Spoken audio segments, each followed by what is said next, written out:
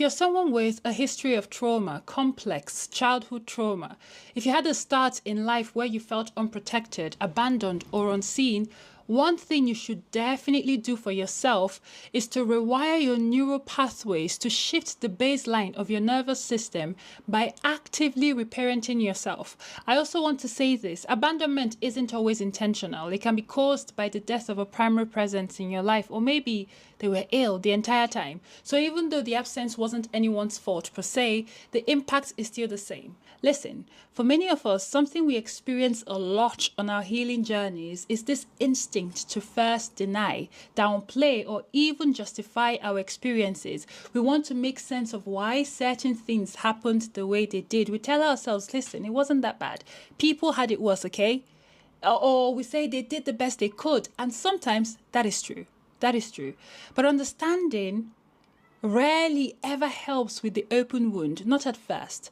And when we finally realize this, the anger creeps in, and then the pain and the grief. And sometimes in that process, our instinct is to run back to our origin, to the people and places that hurt us, not only to excavate ourselves or to confront them, because that's why some people go back, which is fine, by the way. But many of us are also there, secretly hoping that if we shout enough, if we scream enough, they'll finally fix it, that they'll finally love us the way they were supposed to, finally apologize, finally show up for us the way they never did. For some of us, we go the opposite way. We distance ourselves completely, and while that can be valid and even necessary, we may find ourselves still stuck, not because we aren't trying, but because we forget that wherever we go, we carry our wounds with us.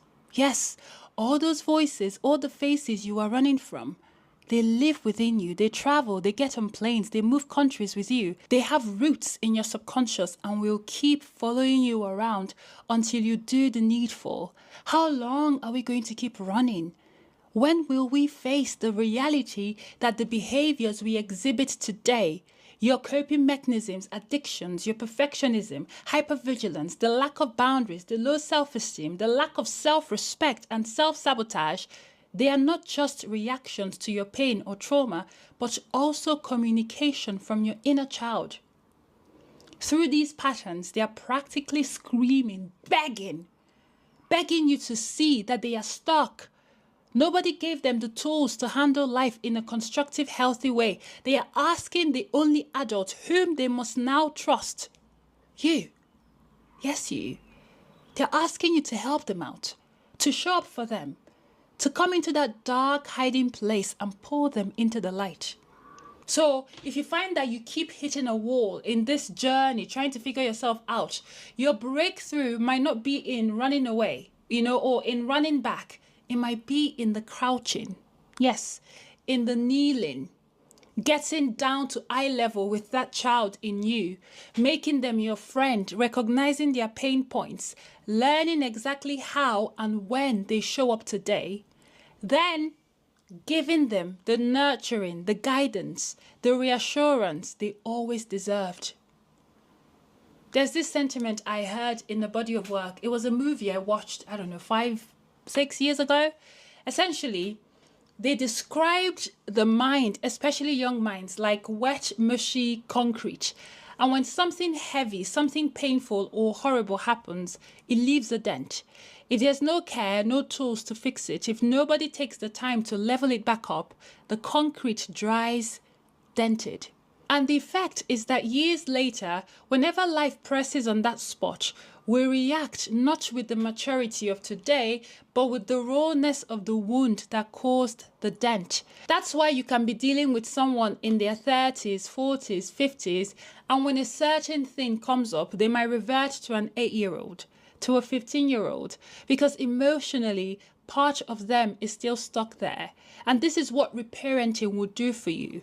You go back to that 15-year-old, 8-year-old self, 5-year-old self, and you take off the burden that was too heavy for them to carry. Then you fill in that dent with the right tools. And by the way, inner child work is not just for people with complex trauma. It's for anyone who feels like they've lost that sense of wonder, that freedom, that expression or rhythm that most of us came into this world with. If you find yourself suppressing a lot, disconnected and unable to just be, there might be some work to be done there. Because at the end of the day, every single soul on earth was once a child. And children are innately self-focused, as they should be, by the way. So when things happen, no matter how little they seem from the perspective of an adult, to a child, their entire world just fell apart. Okay? So you might find yourself thinking, but Pearl, nothing ever happened to me in my childhood, yet I struggle with so-and-so.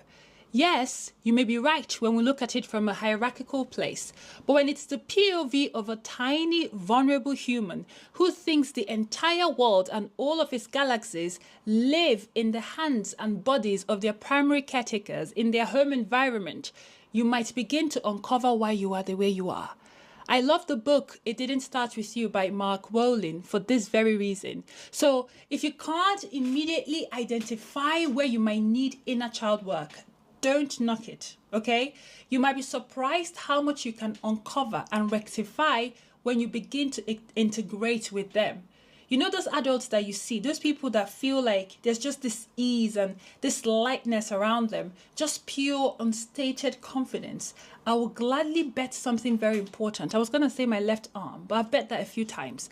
But I will gladly bet something important that is because their inner child is safe, seen, and happy. So how do you start? What do we do? The first step is to reconnect by treating your inner child like a real separate entity with a world and valid experiences of their own, a voice of their own. And then you invite them to meet you. I know this might sound wild and weird, but listen, it's quite practical. You begin by actively remembering, who were you? Who were you before the world got its hands on you? What was your natural rhythm? What did you like or love? How did you spend your time? What did you dream about? What was school like? What was your earliest memory of it? Did you love it? Did you hate it? Was it tough on you? Did you have friends? Who were they? Did you have a favorite toy? Or maybe you didn't even have toys, and that matters too. And then you ask all the people who grew up with you, your cousins, your siblings, your parents, if they can answer, extended family, what they remember about you as a child. And then you see if it differs from what you remember. And then you block out time to figure out why that dissonance exists. After you've learned the basics and gathered all this information, it's time for you to now say something to your inner child. Okay, remember you're a combination of your child self, your teenage self, where it applies your early adult self, and then your present self. Every decision, every thought, every action you take today is filtered through them all. And in a case like this, the loudest one, the primary dictator of all those selves, has been your child self. They have always been reaching out in the way they know how to, through your patterns, your fears. Now it's time for you to acknowledge all that effort and ask what they need. The end goal is to figure out through observation and active listening, how do I make it so that when you speak, when you show